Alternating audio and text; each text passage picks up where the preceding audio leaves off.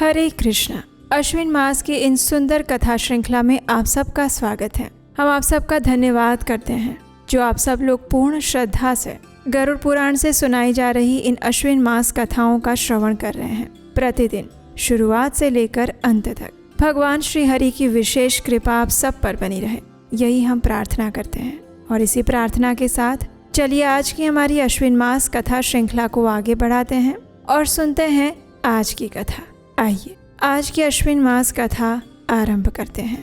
भगवान श्री हरि ने कहा, हे गरुड़, जो व्यक्ति सर्प दंश से मृत्यु को प्राप्त होता है, सांप काटने से जिसकी मृत्यु हो जाती है, उसके लिए क्या करना चाहिए, उस विषय में अब तुम मुझसे सुनो। एक भार सोने की नाग प्रतिमा बनवानी चाहिए। गौ के सहित विधिवत उसका दान ब्राह्मण को कर देना चाहिए। ऐसा करके पुत्र अपने पिता के ऋण से मुक्त हो जाता है। इस प्रकार सर्प बलि देकर मनुष्य सर्प दोष के पाप से दूर हो जाते हैं। हे गरुड़, उसके बाद सर्व औषधि से समन्वित पुत्तल का निर्माण करना चाहिए। पुत्तल के निर्माण में पलाश और वृंतों का विभाग सुनो।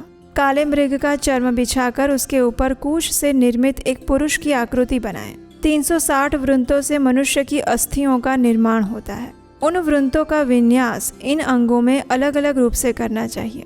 40 वृंत शिरोभाग में, 10 वृंत ग्रीवा में, 20 वृंत वक्ष स्थल में, 20 वृंत उदर में, 100 वृंत दोनों बाहुओं में, 20 वृंत कटी प्रदेश में, 100 वृंत दोनों उरु भाग में, 30 वृंत दोनों जंघा प्रदेश में, 4 वृंत शिश्न, 6 वृंत दोनों अंडकोश और 10 वृंत पैर की अंगुली भाग में स्थापित करने का विधान है। इसके बाद शिरो भाग में नारियल, तालु प्रदेश में लौकी, मुख में पंचरत्न, जीवा में कदली फल, आंतों के स्थान में कमलनाल, नासिका भाग में बालू, वसा के स्थान में मिट्टी, हरिताल और मनःशील, वीर्य के स्थान पर पारद, पुरुष के स्थान पर पीतल, शरीर में मनःशील, संधि भागों में तिल का पाक, मांस के स्थान पर पिसा हुआ यव, रक्त के स्थान पर मधु, केश राशि के स्थान पर जटाजूट, त्वचा के स्थान पर मृगचर्म, दोनों कान के स्थान पर तालपत्र, दोनों स्तनों के स्थान पर गुंजा फल, नासिका भाग में शतपत्र, नाभिमंडल में कमल, दोनों अंडकोशों के स्थान पर बैंगन, लिंग भाग में बढ़िया सुंदर गाजर, नाभि में घी, कौपिन के स्थान पर त्रपु यानी कि लाह, स्तनों में मोती, ललाट पर कुमकुम का लेप, कपूर और अगरू धूप, सुगंधित माला का अलंकरण, पहनने के लिए हृदय में पट्टसूत्र का विन्यास करना चाहिए। उसकी दोनों भुजाओं में रिद्धि एवं वृद्धि, दोनों नेत्रों में कौड़ी, दांतों में अनार के बीज, अंगुलियों के स्थान में चंपा के पुष्प और नेत्रों के कोण भाग में सिंदूर भरकर तांबूल आदि शोभादायक अन्य पदार्थ भी भेंट में देने चाहिए। इस प्रकार सर्व औषधि युक्त उस प्रेत की विधिवत पूजा करके अगर मृत व्यक्ति अग्निहोत्री रहा है तो उसके अंगों में यथाक्रम यज्ञ पात्र स्थापित करना चाहिए। उसके बाद स्त्रियः पुनन्तु मे शिरा और इमं में वरुणेन च, इन मंत्रों से अभिमंत्रित शालिग्राम शिला से युक्त जल से उस प्रेत को पवित्र करके भगवान विष्णु को उद्देशित करके सुशीला दूध देने वाली गाय का दान देना चाहिए। उसके बाद तिल, लोह, स्वर्ण, कपास, लवण, सप्तधान्य, पृथ्वी और गौ, जो एक से बढ़कर एक पवित्र बताए गए हैं, उन सब का भी दान करना चाहिए। उसके बाद तिल पात्र और पद दान करना चाहिए। उसके बाद प्रेत की मुक्ति के लिए वैष्णव श्राद्ध करें। उसके बाद श्राद्ध कर्ता हृदय में भगवान विष्णु का ध्यान करके प्रेत मोक्ष का कार्य संपन्न करें। इस विधि से बनाए गए पुत्तल का विधि पूर्वक दाह करना चाहिए। उसके बाद उसकी शुद्धि के लिए पुत्र आदि संस्कर्ता प्रायश्चित करें, जिसमें 3, 6, 12 या 15 कृच्छ व्रत करने का विधान है। प्रायश्चित कर्म में असमर्थ होने पर गाय, सुवर्ण आदि का दान अथवा तत्प्रतिनिधि भूत द्रव्य का दान करना चाहिए। विद्वान को इस प्रकार अपनी शुद्धि करनी चाहिए। अशुद्ध दाता के द्वारा अशुद्ध को उद्देश्य करके जो कुछ श्राद्ध और दान आदि किया जाता है, वो सब कुछ अंतरिक्ष में ही नष्ट हो जाता है, वो उस व्यक्ति तक नहीं पहुंच पाता।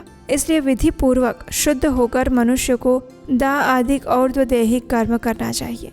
हे गरुड़, जो प्राणी बिना प्रायश्चित किए ही दाह आदि कर्म ज्ञान पूर्वक या अज्ञान पूर्वक करता है, वो वहन, अग्निदान, जलदान, स्नान, स्पर्श, रज्जु छेदन और अश्रुपात करके तप्त कृच्छ व्रत से शुद्ध हो सकता है। जो शव को लेकर जाता है अथवा जो दाह संस्कार करता है, वो कटोदक क्रिया करके कृच्छ, सांत, तपन व्रत करें। छोटे दोष को दूर करने के लिए छोटा और बड़े दोष को दूर करने के लिए बड़ा प्रायश्चित करना चाहिए।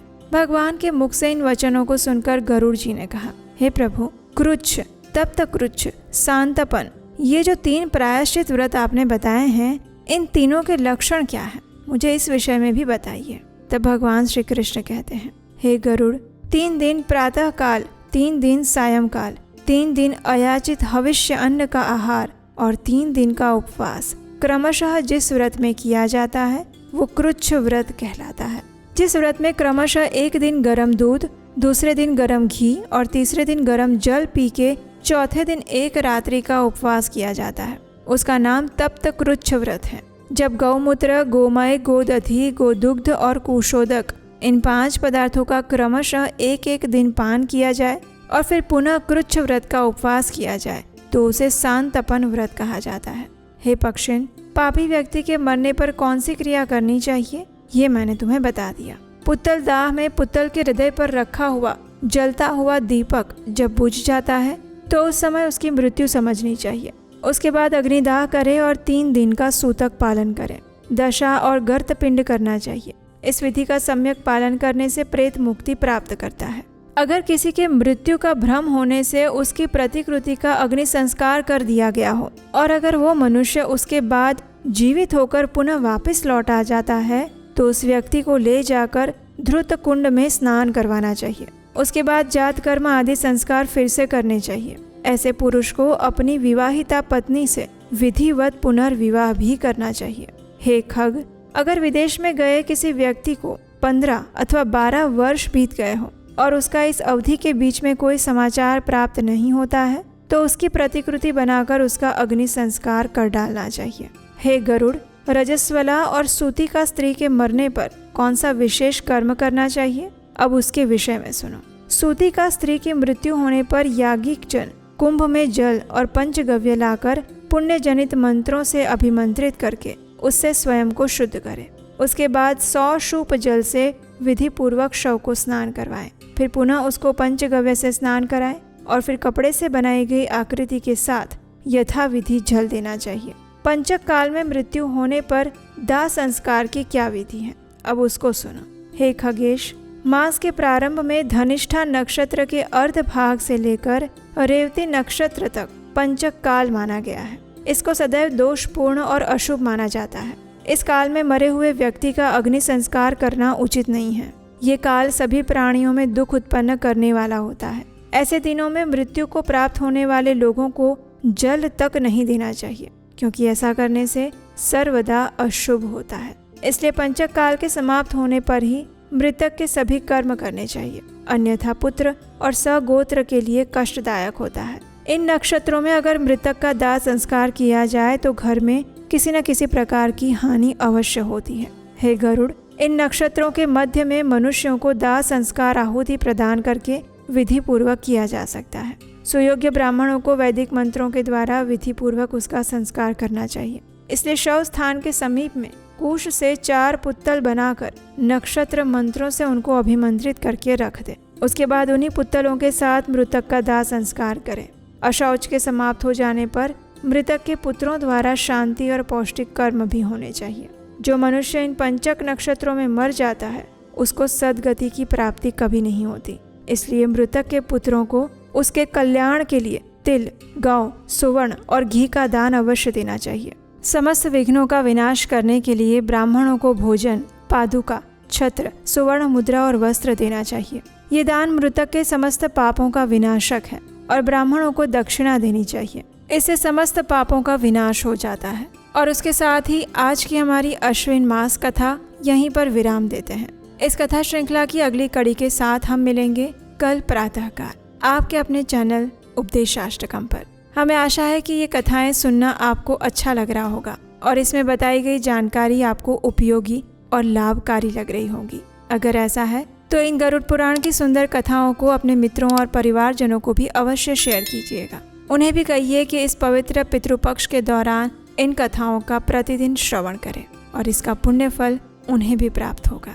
इसी प्रार्थना के साथ हरे कृष्ण।